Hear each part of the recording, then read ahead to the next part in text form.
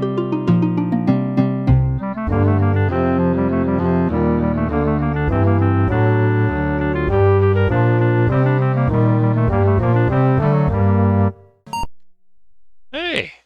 It's been a while. Happy to be back. We're continuing the Ultima experience. Ultima IV, Quest of the Avatar. The eternal quest of a nicer chap. To improve... what does it say? To improve your life and the people around you? To be an avatar is to be the embodiment of the 8 virtues. It is to live a life constantly and forever. In the quest to better thyself and the world in which we live. That is the quest of the Avatar. But we're following the exciting adventures of Gwendolen the Shepherd, who has been, through a sequence of events, put on the quest of the Avatar to better herself. Here's just activate our Mockingboard. Right now we're configuring 2 Mockingboards in this emulator. Sound speech, and yes, that's option 3, and I'm going to do this slowly so we don't end up with the scratchy mess. There we go, sounds perfect. And we specify the number of drives to reduce the amount of disk swapping that goes on. And without further ritual and ceremony, we will journey onward. So you might remember, a long time ago, we were on the quest to find a companion, and we were interested in Jaana the Druid. Now, we had asked her if she wanted to join us, but she had elected to not join us because we were not experienced enough for her to join. However, we got the official level up ordainment from Lord British. We are now level 2, a level 2 shepherd. We are now level 2. We now have the right to have Jaana to be our companion. So let's see how that goes if I can successfully flip the disc. Uh-oh. Are we okay? Or we're going to have to reboot this thing. Let's just reboot this thing. Ah, crashed our emulated Apple expected event. I guess I can go over this whole thing again and talk about where we've been, but let's just edit this and pretend it didn't happen. Activate the Mockingboard again. 2, 3, 4. Do it slow so it doesn't sound scratchy. Drives to journey onward. Okay, so we're going to try to enter town again. And before pressing escape, we will insert the proper disc. Oh, and perfect. Say hi to our old friend Dwip. Hey Dwip. Welcome to the City of Justice. Thank you. We're going to go see Jaana. Is she still around? Well, let's just assume she is north, surrounding her fire like she was before. Let's assume she is the druid on the top. Jaana the Quiet Druid. I wonder if it's Jaana or Yana. I've always known her as Jaana. I'd love to be corrected if I'm wrong. I guess only a few people know. Okay, and just to review, we're going to talk to her about what her occupation is, and she strives to understand justice. Let's ask her about understanding. Let justice be thy calling, not thy excuse. Art thou just? We try to be just, so let's say yes. Many a grave has been unjustly filled in the name of justice. Let's ask how she's feeling. How is her health? She is well. Justice. True justice satisfies all, and false justice satisfies none. Well, let us hope that Jaana can join us, and together we can explore true justice. She is honored to join me. And now the game has changed. This is a significant game changer.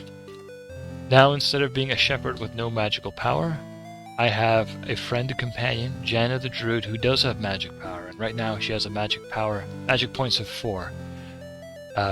Ultimately, she should grow to 3/4 of her intelligence. Wait. 3/4 of maximum, so it'll be her intelligence times 2 divided by 4 times 3. Anyway, her maximum spell points should be, at the end of the day, 75 with a maximum intelligence of 50. which is much better than the Shepherd's, which is a maximum of 0. So as we walk around, her magical points will regenerate. I guess while she was at the fire, she was using her magical spells or magical herbs or something like that. All in the name of justice, no doubt. Unfortunately, though, we don't really have any mixtures to affect any magic. So at some point we're going to have to go find a merchant of herbs so we can mix up some magic. How do we know that? Well, I guess I shouldn't know that until I consult one of the instruction books. And maybe we will do that. Right now we will read the book. Starting with the Book of History. Now. See if we can go to the index here, or the, okay, so geography, we talked a bit about geography, we talked a bit about the fellowship, merchants, weapon shops, pubs, grocery, the healer, the herb shop. All practitioners of the mystic arts will search far and wide to locate these rare shops. Definitely none in this town. Within them is to be found the components or reagents, as they are known to enchanters, for spell mixtures. Without these mixtures, no spell may be cast successfully. Due to the rareness of some of the herbs, many are not offered for sale regularly, if at all. The known magical reagents are... we got the sulphurous ash, ginseng, garlic, spider silk, blood moss, black pearl, nightshade, and mandrake root. Care should be taken to mix the herbs in the correct proportion so as not to waste the valuable ingredients. So just zipping forward, we've got transportation, weaponry, magical arts. Now let's look at the magical arts again. Most of us understand only those things that we can see and feel, yet there is a segment of the population that can see the unseeable, and can feel that which has no substance. The perception and use of these ethereal forces is called magic. I've never heard such a helpful, informative description on what magic is. To some it is an art, to others a science. It is difficult for this historian to describe the art with which he is totally unfamiliar. He can, however, comment on what purports to be the science. The basis of all spellcasting is the proper mixing of the necessary reagents. Reagents are the physical materials which are said to provide the initial energy to begin the spell. Each spell uses a different reagent formula. These formulas are jealously guarded by magic users, for quite often the difference between life and death is knowing a spell that thy opponent knows not, or in our case, cure poison. Difference between life and death. From the bill of fare at the herb shops, the observer can glean the names of the reagents sulphurous ash. Well, we went over these. Furthermore, there are reputed to be two others, more powerful still than those just listed. So the last two on the list, the nightshade and mandrake root. Conveniently, they gave us two lists. Furthermore, these are reputed to be two others, more powerful still than those just listed. However, they are not for sale according to the proprietors of the herb shops. They are nightshade and mandrake root. Only certain classes of the 8 major professions have any talent for magic. Some are quite strongly endowed, such as the magi and druids, while paladins, bards, tinkers, and rangers have but a little power. Fighters and shepherds have no magical ability at all. In fact, magi are so tuned to the special energy that comprises magic that when they cast a spell, a blue aura glows around their head and shoulders. While most spells are reputed to possess either offensive or defensive abilities, some are utilitarian in nature, such as light, open, and view spells. The rare Aeromancer can harness the power of the winds. An ancient scroll on display in the library at the Lyceum tells of different types of energy fields created by means magical. It lists the following fields and discusses their properties. We talked about this before. We got sleep, lightning, flame, and poison. Whether these fields may be controlled by magic is uncertain. However, the scroll was concerned with the tale of a wizard's battle. One can only ponder whether the writer survived the encounter. Well, there's some intrigue. We can use these magical fields and cast them in battle. And I intend to do so, once I have the sufficient reagents. Next we talk about monsters, and we'll skip right by that. Combat skills, modern civilization in our universe. I think it is time to open up the book we have not opened up before. The mysterious book of magic. We're opening the book that we have not opened before with this strange and intriguing writing. What does it say? Maybe we should pull up our translation. Do I want to do that? The runes up on the sand. Okay, so the title of this book, The, the, B-O-O-K, the book, O-F, the book of M-Y-S, M-Y-S-T-I-C, mystic, W-I-S-D-O-M, wisdom, the book of mystic wisdom. It's going to teach us some magic. The book of, I should have opened it up, here we go. The Book of Mystic Wisdom, as told by Philpop of the Weary, magician to the court of his most sovereign, Lord British. They really love this Lord British guy. Know ye, O seeker of the mystic wisdoms, that the ways of magic are diverse and strange. There exists the need for utmost concentration, and the harvesting of things magical, in order that ye may harness the powers of the universe.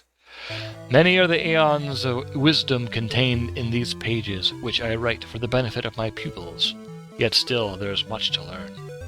All magic is accomplished by the use of means both human and of nature, for true magic is but the melding of human will and natural force. Without the human voice to utter the chant, no spell may be cast. Yet, without the proper natural catalyst, no spell may be effective. Thus, magic is twofold, a balance struck between nature and humanity.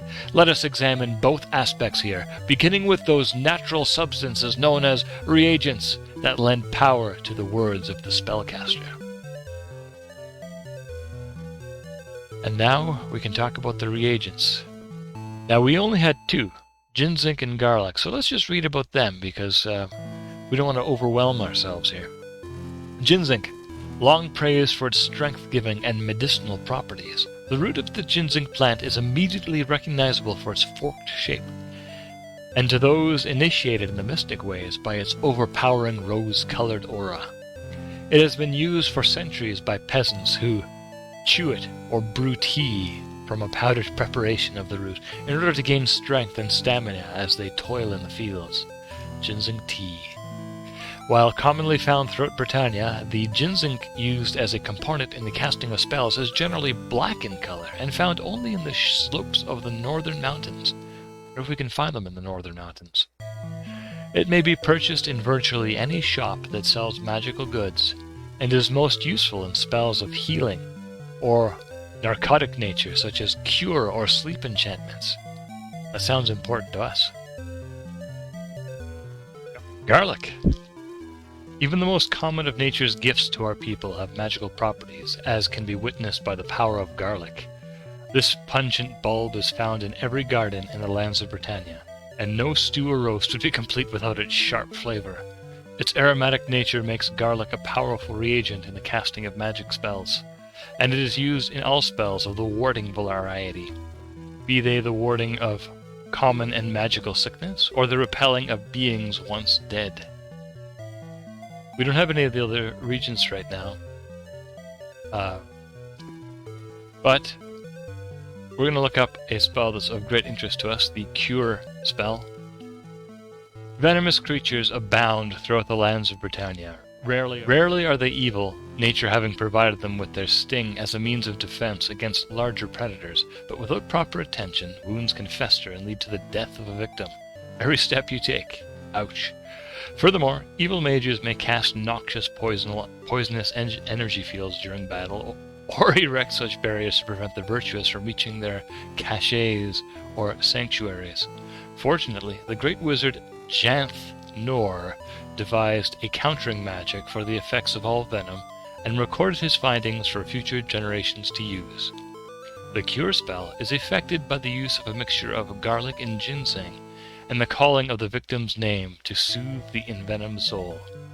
The curative powers of the ginseng nullify the effects of the poison in the victim's system, while the use of garlic wards off the return of any virulent residues that may lie dormant in the blood. Whenever we get poisoned, we're going to mix ourselves a cure spell, but until that happens, we're just going to leave things as they are.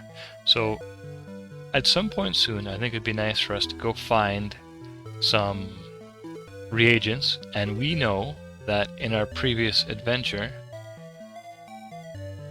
all the way down here, the village of Pause, which strangely isn't marked on the map, but we were here at the time. We know that there's a magic shop there. So we will traverse from here all the way down south here, and then eventually to Pause, which is around here.